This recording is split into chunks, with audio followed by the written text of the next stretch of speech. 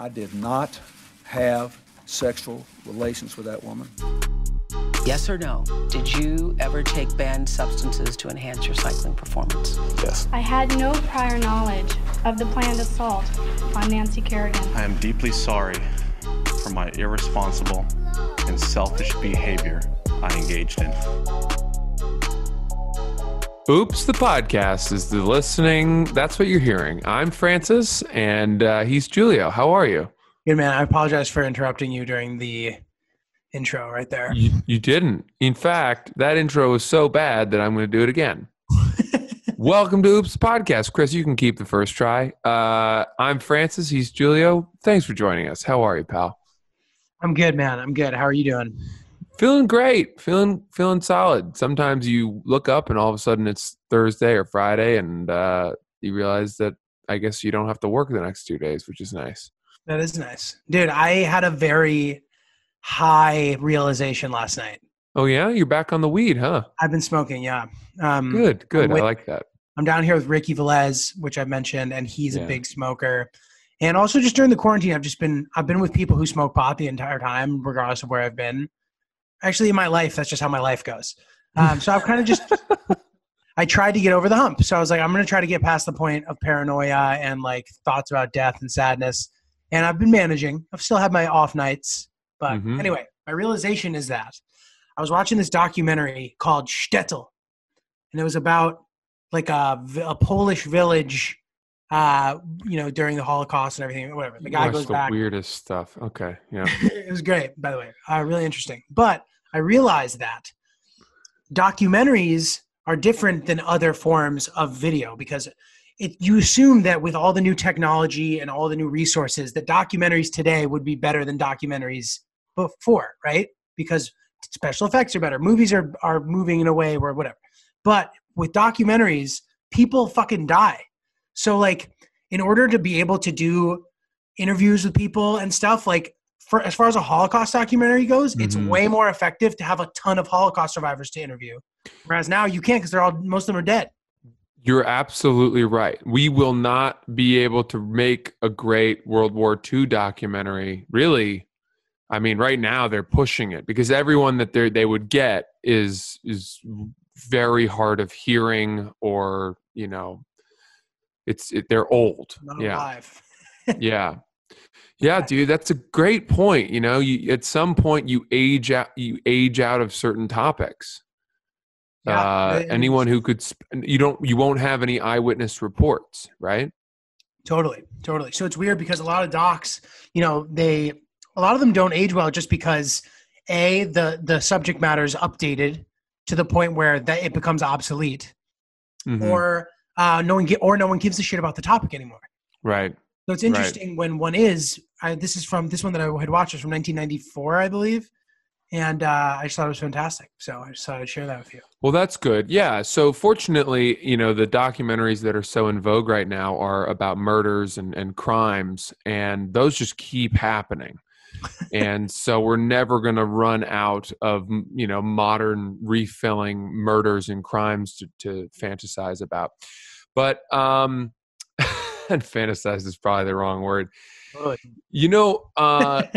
Even between Band of Brothers on HBO, and then they did The Pacific, which was also produced by Spielberg and the most expensive show ever made, The Pacific. Yeah.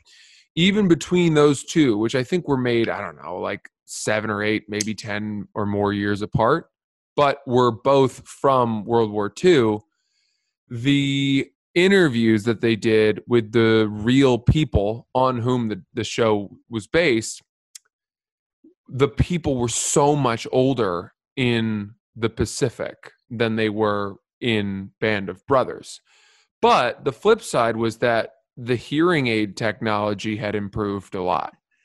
That's crazy, really? If you look at the hearing aids that the guys are wearing in Band of Brothers when they do the interviews of the guys versus what they are in the Pacific, I mean, it's like almost like one of those big tubes where you would hold it up to your ear like a trumpet versus like a Secret Service squiggly, modem going into the guy's head. So I loved Band of Brothers, and those interviews were the best part. my Yes, opinion. totally agree. Yeah, It the is the ending is the last episode. I mean, you can watch that over and over and over again. really great stuff, man. Have you ever thought about joining the military? No, never.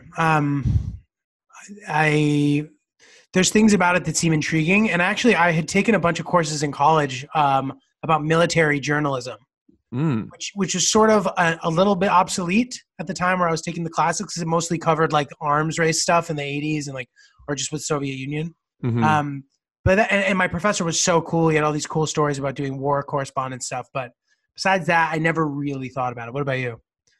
Yeah, I've thought about it a lot. I always think about it when I'm depressed. In fact, it's so correlated that if I realize I am thinking about joining the military, I realize I am depressed.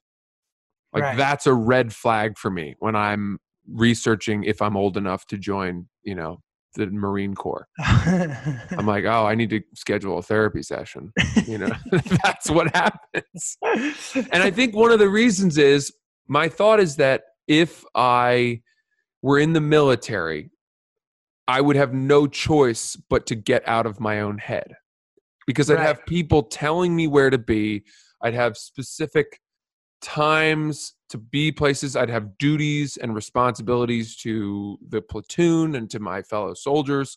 And so I wouldn't be able to worry like, am I doing the right thing with my life?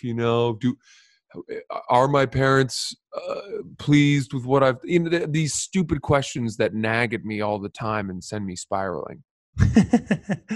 Dude, totally. No, I think that's very fair. We had a listener from Guantanamo Bay. That's right. And And we had wanted kind to of, do an episode with her. we got to maybe follow up with her. That would be a great place to perform. I'm supposed to do the troops thing again. Last time it fell through. Hopefully unfortunately we'll fall through this time too. But one of these days, man. One of these days we'll perform for the troops. The other time that I think a lot about joining the military is on Black Friday. Well, how come?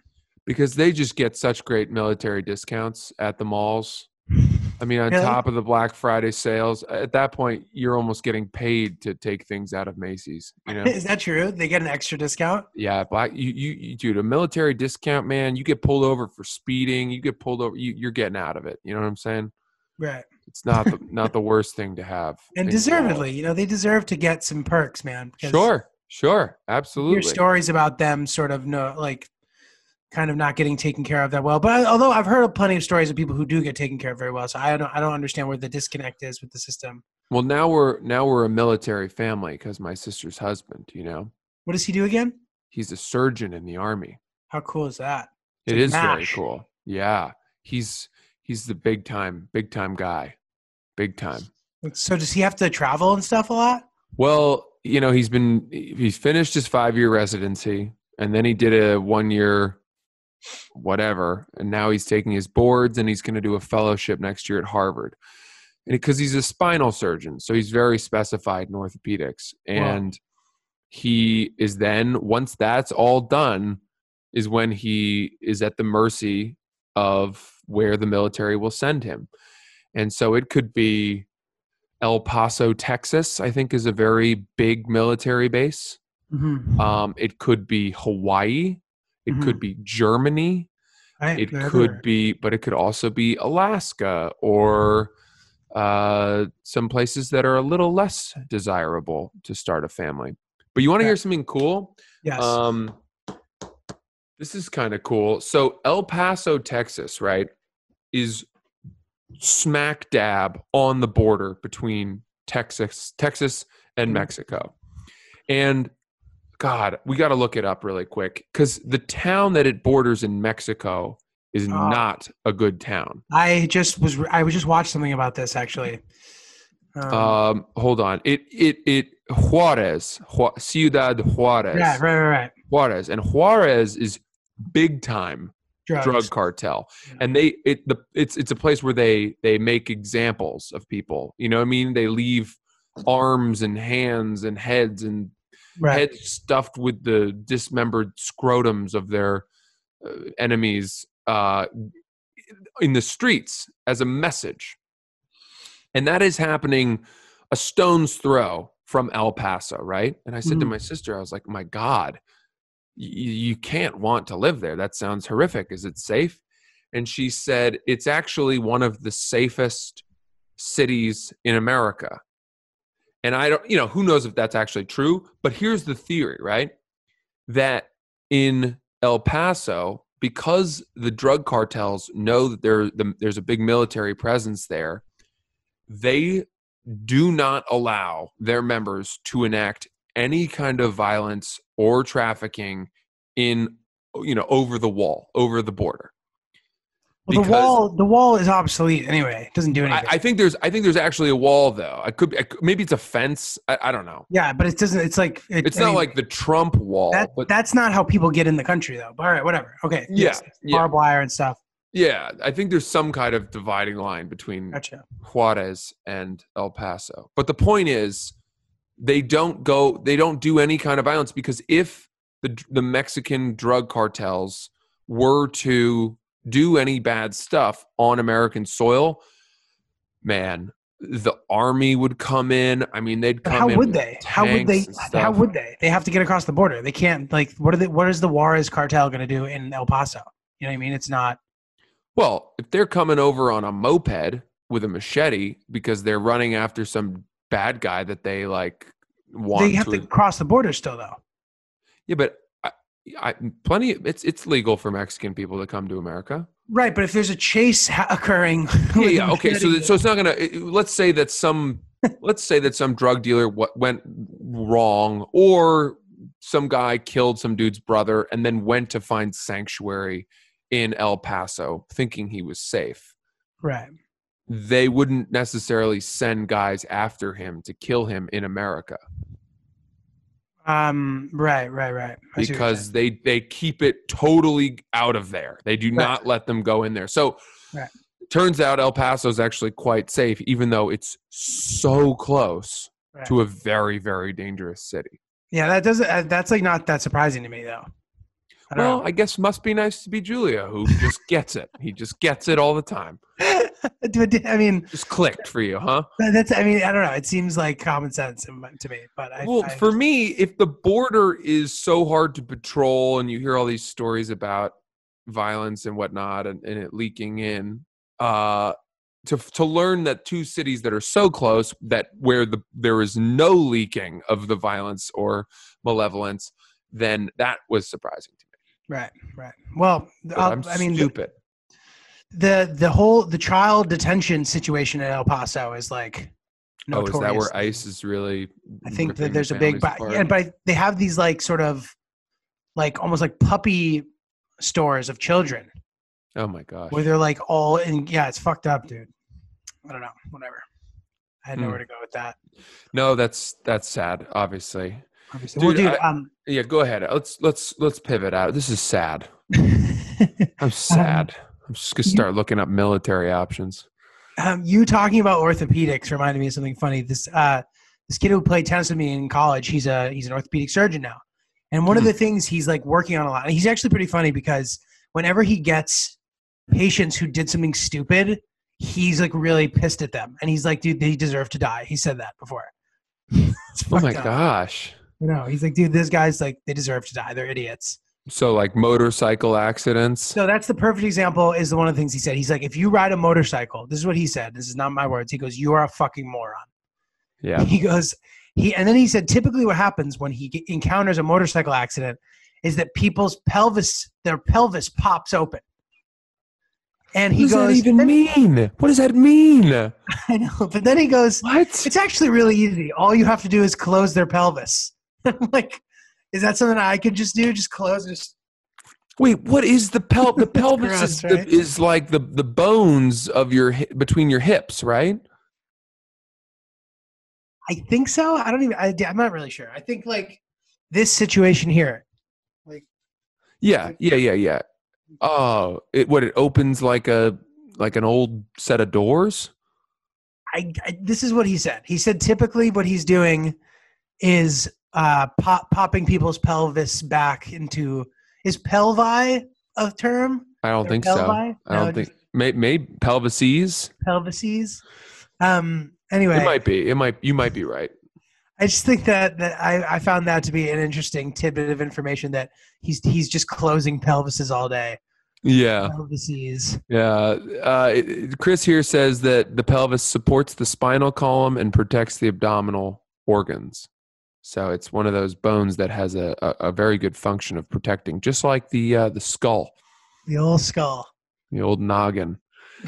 Dude, so we are in Florida I'm with my girlfriend and we're with another couple.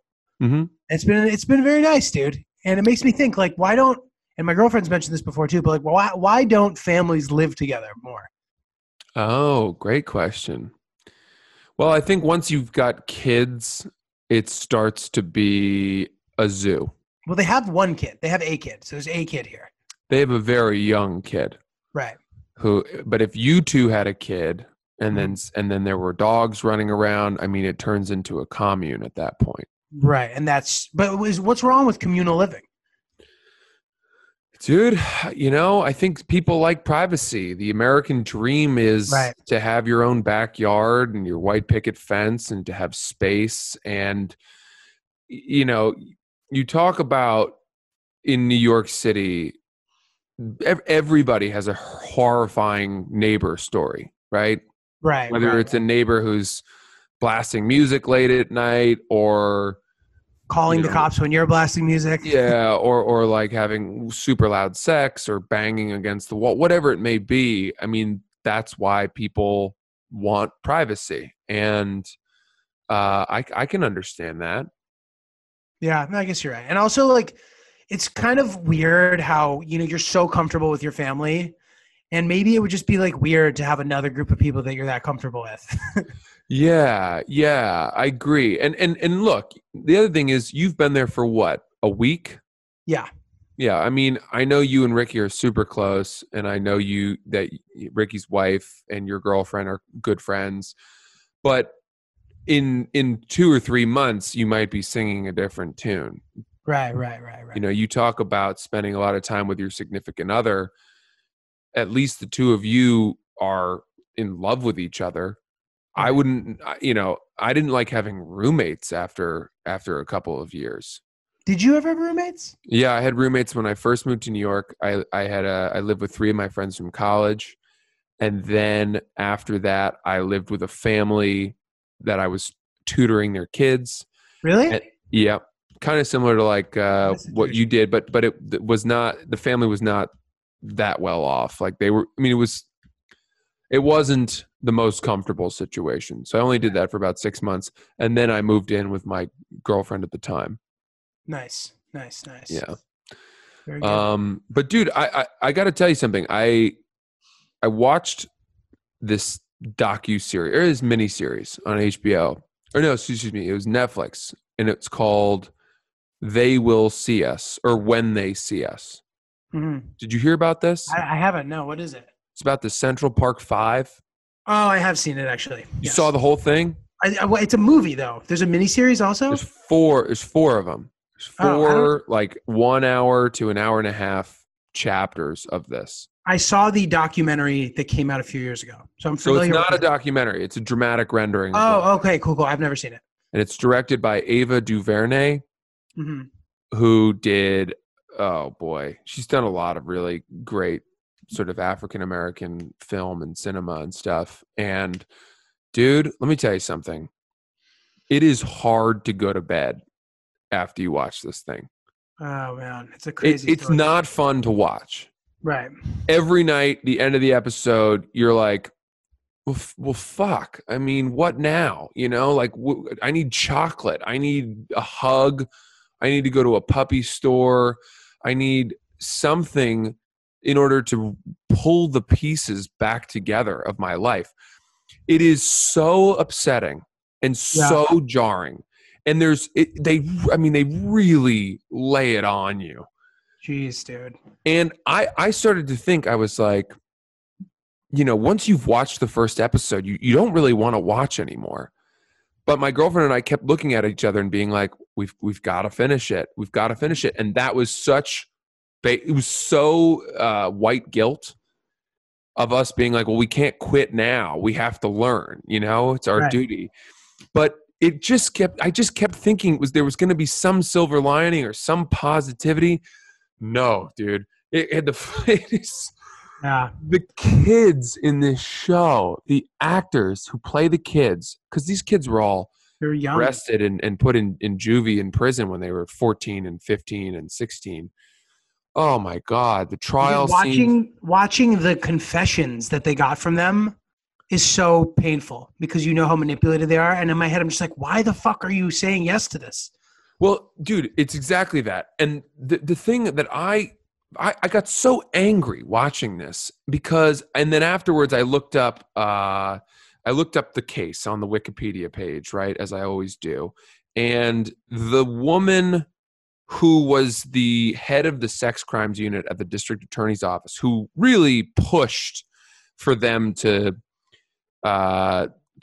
really kind of like go forward with the investigation and try to pin it on these guys, despite so much, I think it's exculpatory evidence. Yeah, basically, I'll give a quick synopsis. If you're not familiar, in 1989, a young woman, last name Mealy, I think, was jogging. 28-year-old white woman was jogging through Central Park, literally across the street from where I live, where this happened. Oh wow! No, crazy. She's jogging and she gets attacked and brutally raped and beaten, and is left for dead, and has no memory of the event. Wakes up in a coma, whatever, barely clinging to life. Survives, and there was a group of young, very young, sort of Black and Hispanic kids that were kind of running through the park, just making a little bit of mischief, but not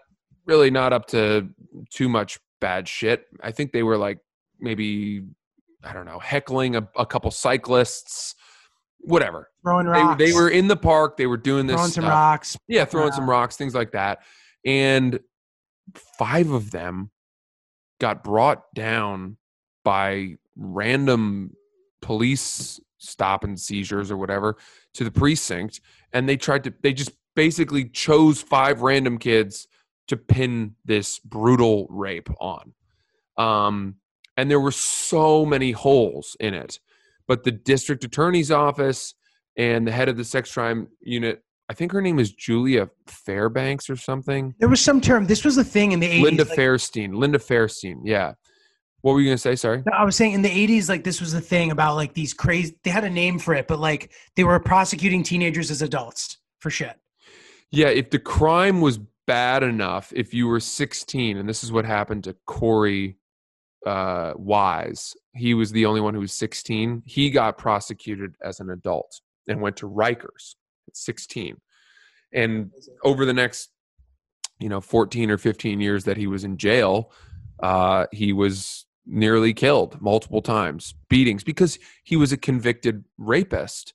And in jail, in prison, they don't treat people like that well. And eventually a guy came out and confessed to having done it, and there was DNA proof, right? A guy who he knew in prison.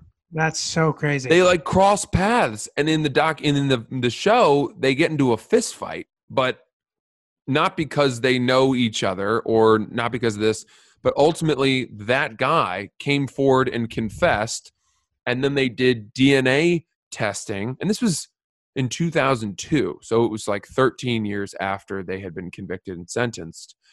And they did DNA testing from this guy. Turns out they found his DNA on all the evidence that had been collected at the scene. Mm-hmm. They did not have any DNA matching from any of the 5 who had been convicted. Ultimately, they threw out the case. But dude, this is the crazy part. The woman who was the head of the sex crimes division, who had pushed so hard, her name is Linda Fairstein. She, to this day, maintains that the Central Park 5 were the bad guys. And she has gone on to write a ton of extremely successful crime novels and young adult novels. And this, you so desperately want to hear that this woman was like hit by a truck or, got stuck in a slide at some water park, or something horrific happened to her, or just that, like, I don't know, for the last 10 years, like, hungry man-eating squirrels have been shitting on her front porch every day. I want to find out where this woman lives. I'm not going to do anything bad, but I want to go to her house and I want to shit on her porch. I want to do that so badly. And I think we as a society need to take turns. Every night, somebody needs to shit on this woman's fucking porch. We've got to do it. I'm telling you, if you watch this, you're going to need something. You're going to need something to do to this woman.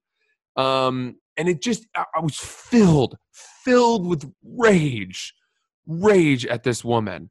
Because everybody else in it, you could kind of make the case for them of like, well, they were forced to do this, or maybe they didn't have enough. I don't know.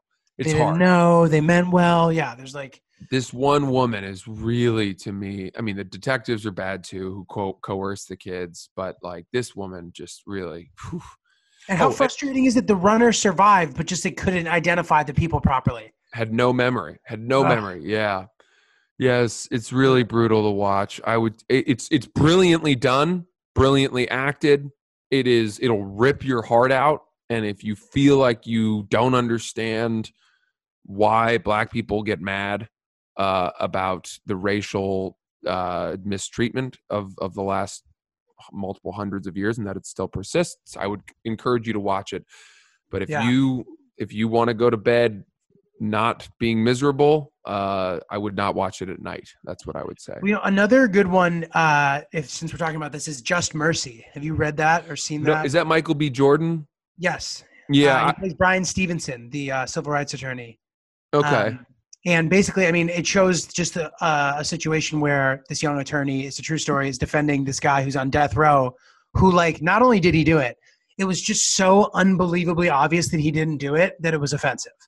And basically, it shows you that there's dozens and hundreds of cases like this where they're convicting these people and sentencing them to death, and like they obviously didn't do it. It's so infuriating, man, that like it's ruined movies that I love because of it. Like I tried to watch My Cousin Vinny the other day. Have you seen that? I've never seen My Cousin Vinny. Well, it's great. It's a really funny movie, but it's basically about that. They're in Alabama, and then they get wrongfully accused of murdering somebody, and it's a hilarious movie. But like, it just hits too close to home after having read about and hearing stories about these guys who get sentenced to death, who just absolutely didn't do it. I know I'm doubling down on that. I'm kind of emphasizing that. But since we're talking about good reads, good watches, check that out too. I will. That one looked a little bit more uplifting. There was some swelling chamber music that felt invigorating that I saw alongside the trailer. Totally. I would not say that there was swelling chamber music, gospel. There was no uplifting gospel music in the Central Park 5. They will see us. Dude, bummer. As a society, we glamorize courtroom scenes so much. The number of television shows that have been so successful in depicting the drama of the courtroom is insane. Because I spent a year working at the district attorney's office and going to watch these trials. And I got to tell you, it was boring as all fucking hell. It is boring. I mean, sure, every once in a while you get some super high profile case and the media is all up in arms about it. Maybe there's a celebrity involved. Obviously, like the OJ case is scintillating. But for the most part, the vast majority of these cases are so boring. And it's crazy to think that Law and Order has been on TV for like 150 years. I know. How crazy is that? Well, speaking of those kind of shows, Cops just got taken off the air. Yeah. Were you a Cops fan? No. I mean, I watched it every once in a while because it was, kind of entertaining. I have friends who love it. Really? Yeah. So it kind of be one of those kind of things. Dude, Cops used to be a punchline to a lot of comedians' jokes in like the 90s. What do you mean though? Everyone would reference Cops. Everyone would be like, I like to get stoned and watch Cops. Right. And you don't hear about Cops too much anymore. To be frank, I didn't even know it was still on the air. Yeah, I haven't watched it in a while. Finding out that it was being taken off the air was the biggest news to me, was that it was still on the air. I had no idea. That's great, dude. Yeah. I have a good email. Great. Let's get into it. Okay, so this is the email is titled Mile High Club. Great. Excellent. So I'll say this before I read it. It's not that crazy of a story, but I think that's an important point. Wow. All right, so hey guys, wanted to share my Mile High Club story after Monday's episode. Studied abroad in Chile in college. My friends and I would find the cheap flights to other places in Chile and other places in South America, and they'd usually be overnight flights with very few other passengers. So we're in Buenos Aires, and one friend and I were talking about the Mile High Club. So we decided we were going to try on the way back just to say we had done it. This guy is a clever bastard. Yeah, you hear about stuff like this. Where are these women who are just such good friends that they're willing to have sex with you to check something off a list? Dude, I've never had friends like that. All right, keep going. So we decided we were going to try, blah, blah, blah. 15 minutes after takeoff, he went back to the bathroom, and I followed like 5 minutes after.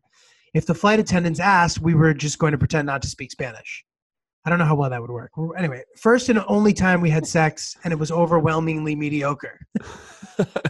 Not sure if it was him or the fact that it was in an airplane bathroom. Fair point. Not much room to do anything besides stand up. After we finished, we talked about that. After we finished, we went back to our seats and never talked about it again. Oh my God. The flight attendants and our other friends seemed to be sleeping or didn't want to acknowledge what had happened. Underwhelming in practice, but a decent story. And I think that is a very good point. Yeah. I don't think that anybody is going to cite the sex they had in an airplane bathroom as the best sex they've ever had. How could you? It's not built for sex. You know what's built for sex? A hotel room. Right. Even a hotel room bathroom would be such an upgrade from an airplane bathroom. Dude, totally. That's also like you're fucking in the airplane bathroom. You accidentally hit the flush button, and then like you just hear your hair starts getting pulled down. You're getting sucked out of the plane. Dude, I realized I remember an actual good Mile High Club story. A friend of mine, he's a young kid too. He's like 21, 22. Great guy. Anyway, he's on a plane sitting next to a girl he doesn't know. Okay? And they start flirting, whatever, and they end up deciding that they're going to have sex in the airplane bathroom. I've never heard of anything like that. And they do it. And he goes, dude, it was so sick that I told my dad. And and like he had just told his dad apparently. And dude, as he says that, I kid you not, his dad walks around the side of the house and just goes kind of acknowledgement to show that he was still so proud of his charming son. That's tight as fuck, dude. Who are these people? Who are these kids who are on such terms with their fathers that they're telling them about their sexual exploits as well as encouraging them to do more drugs? I have a great relationship with my dad, but we're not like same. Yeah, we're not wiling out together. We're not on that level. Yeah, I used to give this kid tennis lessons, and then he became an adult, and he was chill as fuck, and now we're boys. But like, gotcha. He's a great guy. But yeah, I mean, dude, these city parents, like both of these kids, our parents are from this. They live in the city with their parents, or like they grew up in the city. And maybe there's something about like being a city dad that makes you cooler. I don't know.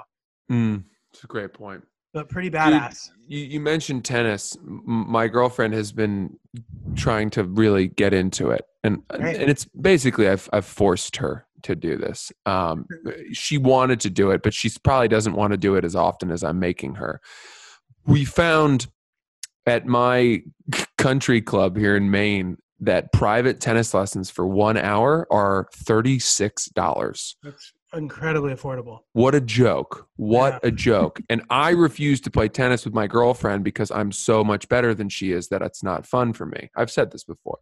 Worth it to outsource here. Yes. So I am bringing in outside help to get her, hopefully, to like matrix tank download, the first 3 or 4 years of tennis as quickly as possible into her brain, such that on the other side of this, we'll be able to actually rally together and have a decent time. I'm not asking for us to be able to win the mixed doubles club championship anytime soon, but I don't want, when she asks me to play tennis, for me to feel like it's community service. I don't want that.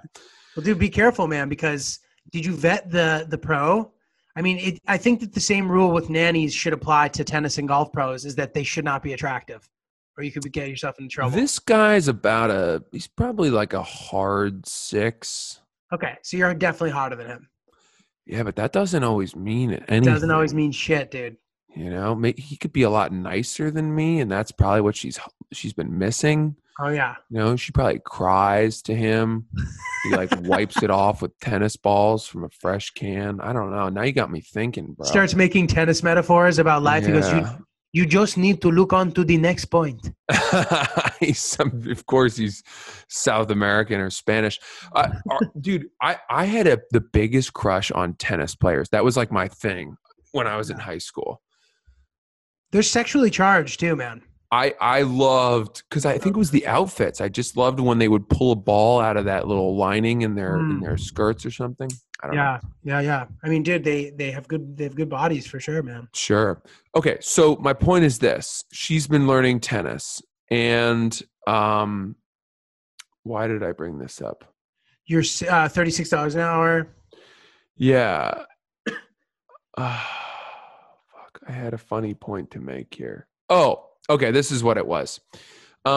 We went and played, she and I, at a local court, and it was a clay court, which meant that we had to brush it and then do the lines afterwards. Right. And as we were brushing it and doing the lines, I said to her, you know how to do the lines, right? Like, I'll do the broom, you do the lines. And she was like, well, I don't really know how to do it. And I said, yeah, you do. We've done this before. We've played tennis here before. She was like, no, we haven't. Dude, it was the last girl that I dated. Ooh. And let me tell you something. I'm at a point in my life where I've dated enough people that I can't remember which activities I did with which girlfriends. This seems like a very Francis mistake to me. And you get in trouble for this. Yeah, you do. It's not as if I was like, remember when we had sex over there on that bench? Let's do it again. I was like, you did the lines, right? And she was like, no, I didn't. I mean, nobody should get offended by that. But I guess it's the idea that she knows that I've played tennis with another girl and done these same things before. And girls don't like to think about that. I get that. Right. It's also, pardon me for saying it like this, but it's very insincere of you to not remember that. I'm not writing on note cards like this girlfriend, we did this. I can't commit this to memory. Once you've dated enough people, you've done too many similar. I don't have new ideas for everybody. I'm running it back to the same restaurants. I'm taking them on the same dates. I'm buying them the same presents. It's the same shit. So what do you want me to do? Like, I can't remember songs or fucking like people's names. And now the experiences are starting to blend together. And it may be the weed. It may be the concussions that I've sustained. But, dude, I don't know how to keep it straight. Does that happen to you? In certain ways. This is like my girlfriend got mad at me because I couldn't remember how old one of my ex-girlfriends was. Yeah, I mean. Come on. How the fuck am I supposed to remember that? Yeah. Right. The bad one the other night, she realized that I couldn't remember her middle name. Oh my God, dude. Let me ask you something. What the fuck is the point of a middle name? Why do we have middle names? Bring up a very good point. The only people who need middle names are people like Michael B. Jordan, where you're like, wait, which Michael Jordan? Michael B. Jordan. Or yeah, if you have a name that everyone else has, Joe Smith. Everyone always uses Joe Smith. Joe Smith. Which Joe Smith? Oh, Joe Parker Smith. Okay, JPS. Great. You know, they had to start going by their initials because their parents were too bored to think outside the box enough to give them an unusual name. Right. Joe, first pick in the NBA draft, Smith. Yeah. The last time anybody or I gave a shit about middle names was in 3rd grade. Yeah, dude, no, totally. That was like the first question I asked. What's your favorite color? What's your middle name? When's your birthday? Right. It has to be for some kind of legal situation, like thing for like those things mattered in childhood. They don't matter anymore. Yeah, they don't matter. It's the same, like your middle name stopped mattering once you stopped counting on your fingers. Yeah. You know, I'm 3.5.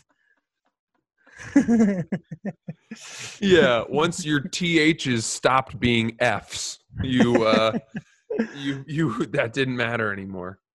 So, dude, I don't know, man.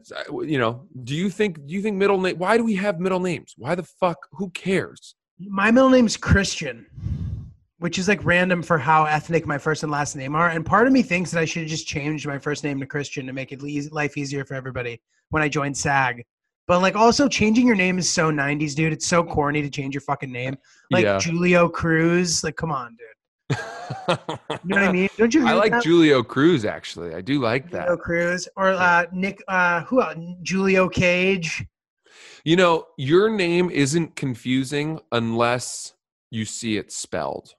Well, but what about, wouldn't you think it's Julio? Like that is the thing that always is annoying me is everyone thinks my name is Julio and they correct me. If you had introduced yourself to me as Giulio, which you did, I would never have trouble with that until I saw it spelled with a G. And then all of a sudden, weirdly, you start thinking like, wait a minute, I don't know. It's a strange thing. Yeah, no, fair. What's your middle name? Corson. Is that your mom's maiden name? It's my dad's. So my dad's name is George Corson Ellis. It's a good name. He went by Corky his whole life. Oh, that's great. Which was a nickname from his middle name. Right. And weirdly, he's never been George, ever. Right. He's always been Corson Ellis. Just as his father was Corson Ellis and also went by Corky, just as his father was Corson Ellis and also went by Corky. And it was a very last minute change that I was not George Corson Ellis Corky the fourth. I'll tell you what, man, I think that if you were Corky, it would be harder for you to have a career in what we do. It's just too goofy. You know what I mean? Like obviously, like, oh, here comes Corky. Oh, great. Yeah, but I like it. I think it's a little spunky, you know? I'm not trying to make fun of your family. I'm just saying, like, I think it's a great name too, but I wonder if it would be like hard. Especially because, you know, you get shit already, dude. You get shit for like... Yeah, but people hate me more off the bat because they find out my name is Francis. If my name were Corky, I think they would be a little bit more disarmed by that. I'm not so sure. Well, let's see. Any listeners out there, think about what we're saying to let us know what you think. If Francis would be less intimidating as a Corky. Yeah. I like the name Corky, although it's just so goofy. And also my dad is goofy, so he leans into it a bit. Seems like a good dude. He is a good dude. Any final thoughts before we head into the weekend here? Nothing. Everybody, please enjoy your weekend. Thank you for hanging out with us, spending time. Things are starting to open up a little bit, we've noticed. So, you know, stay safe and try to enjoy the summer if you can. Check out our YouTube channel if you can. We have all the episodes on the YouTube, full episodes with video. And thank you for supporting us, guys. Hell yeah. We're Oops the Podcast. I'm Francis and he's Giulio. Have a great weekend, everybody. Enjoy yourselves.